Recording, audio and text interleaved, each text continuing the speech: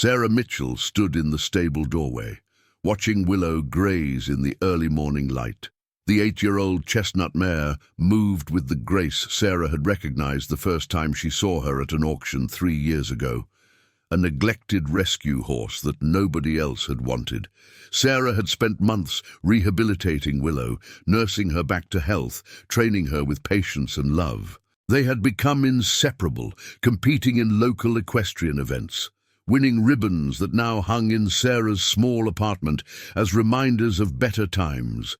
But better times were over. Sarah was 28, working 2 jobs that barely covered expenses, and she was 3 months behind on rent. Her landlord, Mr. Peterson, had been patient, but his patience had limits. "Sarah, I'm sorry, but I need the back rent by the end of the month, or I'll have to start eviction proceedings. I have bills too." Sarah had sold everything she could. Her furniture, her grandmother's jewelry, her car. She biked to her waitressing job and her night shift at the grocery store. She had applied for better positions, but the economy was tough and competition was fierce. Her degree in art history hadn't translated into stable employment, and she was drowning in student loans on top of everything else. The only asset she had left was Willow. The horse she loved more than anything, the companion who had gotten her through her mother's death 2 years ago, the living creature who represented every good thing in Sarah's difficult life. Willow was worth approximately $5,000, enough to pay the back rent, cover next month, and maybe have a small cushion for emergencies. Sarah had been avoiding this decision for weeks, but time had run out. She had contacted a horse broker named Tom Reynolds, who specialized in finding good homes for quality horses. "She's well-trained, good temperament, excellent for intermediate riders," Tom had said after evaluating Willow. "I have a client who might be interested. A wealthy family, looking for a horse for their daughter. They'd pay well and treat her right." That should have been comforting, but it wasn't. Sarah knew that selling Willow meant losing the last piece of joy in her life, the last connection to the person she used to be before poverty and struggle had consumed everything. She had cried herself to sleep every night for a week, but the math was simple. Keep the horse and lose her home, or sell the horse and survive a few more months. The potential buyer came on a cold October afternoon. Victoria Ashford was 16, blonde, confident in the way only the very wealthy can be. Her father, Richard Ashford, owned a chain of luxury car dealerships and clearly wasn't concerned about the price. They watched Sarah put Willow through her paces, trotting, cantering, jumping over small obstacles. Willow performed beautifully, as she always did, responding to Sarah's subtle cues with precision. "She's perfect," Victoria announced. "Daddy, I want her." Richard Ashford nodded. "Tom said $5,000. I'll give you $6,000 if we can take her today." Sarah's heart broke. Today. No time to say goodbye properly, no gradual transition, just money and loss. But she needed that money. She needed it desperately. "Okay," she whispered. The transaction was quick. Richard Ashford wrote a check while his trailer was prepared. Sarah hugged Willow's neck, breathing in her familiar horse smell, trying to memorize every detail. "I'm so sorry," she whispered into Willow's mane. "I love you. Please forgive me. Please be happy." Willow whinnied softly, nuzzling Sarah's shoulder as if sensing the goodbye. Sarah slipped off the simple nameplate necklace she always wore, Sarah engraved in silver script, and tucked it into Willow's bridle as a secret memento, something to remember her by. The Ashfords wouldn't notice such a small thing. As the trailer pulled away, Sarah collapsed in the stable, sobbing. She had sold the only thing she loved to survive another month in a world that seemed designed to crush people like her. The check in her pocket felt like blood money, necessary but devastating. Tom Reynolds approached awkwardly. "Sarah, I know this is hard, but you did the right thing. Willow will have everything she needs with the Ashfords. Good food, excellent care, professional training. Sometimes love means letting go." But Sarah couldn't hear comfort in those words. She had failed Willow, failed herself, failed at the basic task of keeping what mattered. She deposited the check, paid her landlord, bought groceries for the first time in weeks, and felt emptier than she had ever felt. The ribbons on her wall mocked her now. Champion, winner, success, all lies. Without Willow, Sarah's life became even more mechanical. Work, sleep, work, sleep. No joy, no purpose, just survival. She avoided the stable where she had boarded Willow, couldn't bear to see the empty stall. Her co-workers noticed her depression but didn't know how to help. How do you explain to someone that selling your horse felt like selling your soul? 3 months passed. Winter came. Sarah continued her grinding routine, barely staying afloat financially. She had stopped following equestrian competitions online because seeing horses like Willow reminded her of what she'd lost. She existed but didn't live, going through motions because stopping would mean complete collapse. Then, on a grey February morning, Sarah's landlord called. "Sarah, there's a horse in the parking lot, a chestnut mare. She's wearing a bridle with your name on it, and there's something attached to her saddle. Do you know anything about this?" Sarah's heart stopped. "What?" "There's a horse, here, now, and she seems to be looking for you." Sarah ran the 4 blocks from her grocery store job, not caring that she was leaving mid-shift, not caring about anything except the impossible thing her landlord had described. And there, standing in the apartment complex parking lot like a vision, was Willow. Sarah stopped dead, certain she was hallucinating. But Willow was real, her distinctive white blaze, her intelligent dark eyes, her familiar stance. The mare turned her head at Sarah's approach and whinnied, a sound of recognition and joy that cut straight through Sarah's disbelief. "Willow," Sarah whispered, approaching slowly as if sudden movement might shatter this impossible moment. "How are you here?" The horse stepped forward, closing the distance between them, and pressed her muzzle against Sarah's chest in the gesture of affection that had always been uniquely theirs. Sarah wrapped her arms around Willow's neck, tears streaming down her face, breathing in the scent she thought she'd never experience again. It was only when Sarah pulled back that she noticed what her landlord had mentioned. Attached to Willow's saddle was a leather satchel, and hanging from her bridle alongside Sarah's old nameplate necklace was a medal. Sarah's hand shook as she examined it.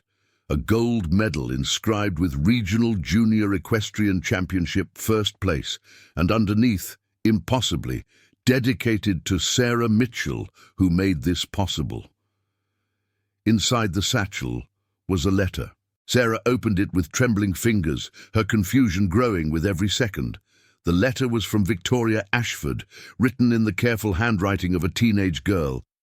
"Dear Sarah, you don't know me well, but 3 months ago my father bought your horse Willow. I want you to know what happened after because I think you deserve to know, and because Willow deserves to come home to you. When we brought Willow to our stable, my trainer immediately said she was championship quality. We started training for the regional junior championships, and Willow was incredible, but she was also sad. I know that sounds stupid, but horses have emotions, and Willow was mourning. My trainer said she was mourning you. I found your necklace in her bridle after the first week. I looked you up online and learned about your financial struggles, about why you sold her.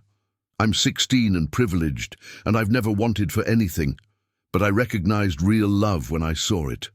The way Willow responded to me was professional, but the way you looked at her in that stable when we bought her, that was love. We competed last weekend. Willow performed perfectly, and we won the championship. When they gave me the medal, all I could think was that you should be receiving it, not me. You're the one who rescued Willow, who trained her, who loved her enough to let her go when you needed money to survive. That's more impressive than any jump course. So I talked to my father. I told him I wanted to return Willow to you and that I wanted to do something more. My father is wealthy and sometimes doesn't understand the struggles of people like you, but he's not heartless. We're paying off your remaining rent for the year. Mr. Peterson has the check. We're also setting up a small trust to cover Willow's boarding and care for the next 2 years. It's not charity. It's recognition that you deserve to have your companion back and that financial hardship shouldn't separate people from what they love. Willow belongs with you, Sarah. She always did. This medal is yours too. You earned it by being the person who saved her, loved her, and sacrificed for her. I hope someday I can love something as much as you love Willow. I hope I can be as strong as you've been. Thank you for teaching me what real horsemanship looks like. It's not about ribbons or money or fancy equipment. It's about the bond between human and horse, and that bond is something no one should be forced to sell. With respect and admiration, Victoria Ashford P.S. Willow found her way back to you herself. We put her in the trailer to bring her to your address, but she got loose at a rest stop 20 miles away. She walked the entire distance to your apartment. I don't know how she knew the way, but horses are smarter than people think. She wanted to come home. Sarah read the letter 3 times, tears blurring the words. Her landlord, Mr. Peterson, appeared beside her holding an envelope. Sarah, a messenger service just delivered this. It's a check made out to your account for 12 months' rent, paid in full, plus a letter confirming arrangements for horseboarding at Riverside Stables. Everything felt surreal. Willow had come back, not just returned, but had literally walked 20 miles to find Sarah, had refused to stay away. And Victoria Ashford, a wealthy teenager who could have kept Willow without consequence, had chosen compassion and justice over ownership. Sarah buried her face in Willow's mane and sobbed, not from grief this time, but from overwhelming gratitude and relief and the restoration of something she thought was lost forever. Around her, neighbors had gathered, watching this impossible reunion, this moment of grace in a world that so often offered none. Come on, girl, Sarah whispered to Willow. Let's go home. The story of Willow's return spread through Sarah's community like wildfire, then jumped to local news, then went viral online. A horse walking 20 miles to reunite with her owner, a wealthy teenager choosing compassion over possession, a medal dedicated to a struggling woman who had sacrificed everything. It was the kind of story people desperately needed in difficult times. News crews appeared at Sarah's apartment. How does it feel to have Willow back? They asked. What do you think about Victoria Ashford's actions?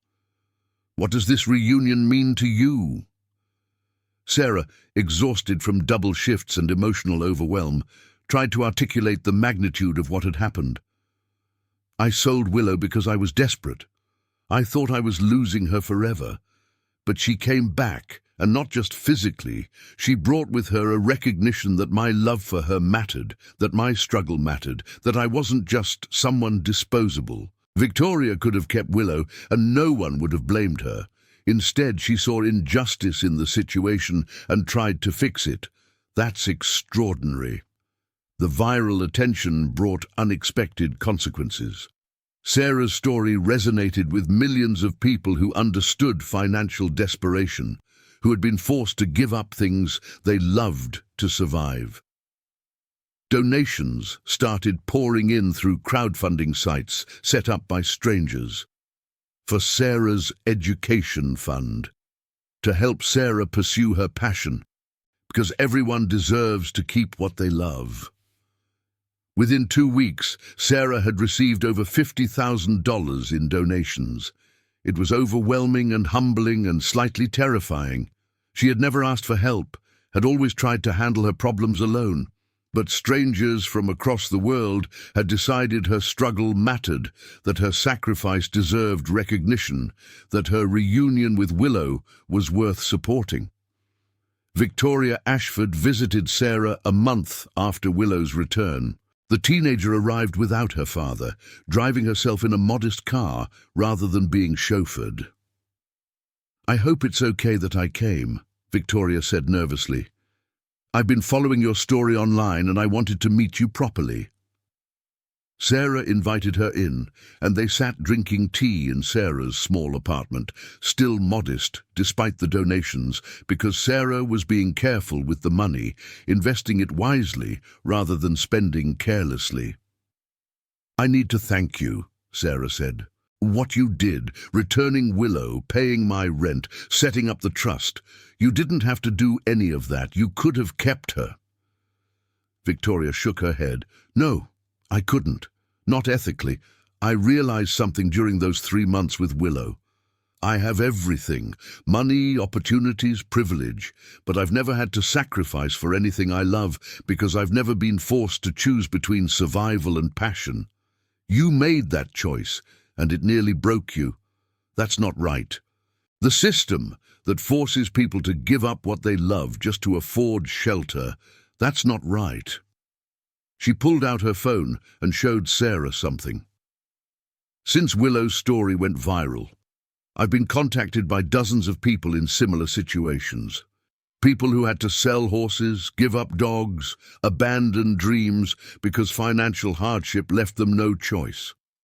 I'm starting a foundation, the Willow Foundation, to help people in those situations. Not charity exactly, but support systems. Microloans for animal care, rent assistance connected to pet ownership, scholarships for people in equestrian sports who can't afford it.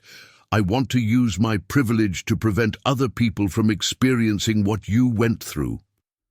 Sarah was speechless. A 16-year-old girl had taken a personal experience and transformed it into systemic change. "That's amazing, Victoria." "I learned it from watching you," Victoria replied. "You could have been bitter about selling Willow, could have resented me for having wealth you lack. Instead, you were gracious and grateful. You showed me that poverty doesn't diminish worth, that struggling people deserve respect and support, not judgment. My father is contributing significant funding to the foundation, but he's doing it because I showed him your story, and he finally understood that we have a responsibility to people beyond our immediate circle." Over the following months, Sarah rebuilt her life with Willow at its center. The donations allowed her to reduce her working hours and return to school part-time, pursuing a teaching credential in art education. She began giving riding lessons to kids from low-income families, free or sliding scale, because she remembered what it felt like to love something you couldn't afford. She and Willow competed in equestrian events again, and while they didn't always win, every ribbon felt like a victory over the circumstances that had nearly destroyed them both. Sarah wore Victoria's championship medal around her neck during competitions. Not her medal, technically, but Victoria insisted it belonged to Sarah as much as to anyone. The Willow Foundation grew rapidly, helping hundreds of people retain their animals during financial hardships. Victoria became a prominent advocate for economic justice, speaking at schools and conferences about using privilege to address inequality. She credited Sarah's story as her awakening to systemic problems she had been too sheltered to see. 2 years after Willow's return, Sarah stood in the stable at Riverside Stables, the facility the Ashfords had arranged for Willow's boarding, where Sarah now worked part-time as an instructor. Her financial situation had stabilized dramatically. The donations, carefully invested, provided security. Her teaching work brought income and purpose. Her life wasn't wealthy, but it was sustainable and filled with meaning. Willow, now 10 years old, remained healthy and spirited. The mare had become something of a celebrity in equestrian circles, the horse who walked 20 miles to reunite with her owner, the subject of viral videos and news stories. But to Sarah, she was just Willow, her companion, her friend, her reminder that love was worth fighting for. Victoria visited regularly, their unlikely friendship having deepened over 2 years. The teenager was now 18, preparing for college, planning to study social work and non-profit management. I'm going to expand the Willow Foundation, she told Sarah excitedly. Not just animals, but all the things that bring people joy that they're forced to give up because of poverty. Art supplies for struggling artists, musical instruments for kids who can't afford them, sports equipment for athletes whose families are broke. Nobody should have to choose between survival and the things that make life worth living. Sarah hugged her, this young woman who had seen injustice and chosen to fight it. You're going to change so many lives. I learned from the best, Victoria replied, gesturing to Sarah and Willow. You changed mine. The medal Victoria had won, the one dedicated to Sarah, hung in a place of honor in Sarah's small home. But more importantly, it had inspired other competitions to create categories and awards recognizing people who loved and sacrificed for their horses beyond just competitive achievement. The Sarah Mitchell Spirit Award was now given annually at regional championships to riders who demonstrated exceptional dedication to their horses, despite personal hardships. Sarah received letters regularly from people the Willow Foundation had helped. Because of your story, I got to keep my dog during chemotherapy. Your experience inspired the microloan that let me keep my horse when I lost my job. Seeing Willow's return gave me hope when I thought everything was lost. Each letter reminded Sarah that her suffering had meaning, that vulnerability had power, that sharing struggles could inspire change. On the 3rd anniversary of selling Willow, Sarah and Victoria organized a fundraising gala for the Willow Foundation. Sarah wore a simple dress, not designer but elegant enough, and stood beside Willow, who had been brought into the venue as guest of honor, to much amusement and delight.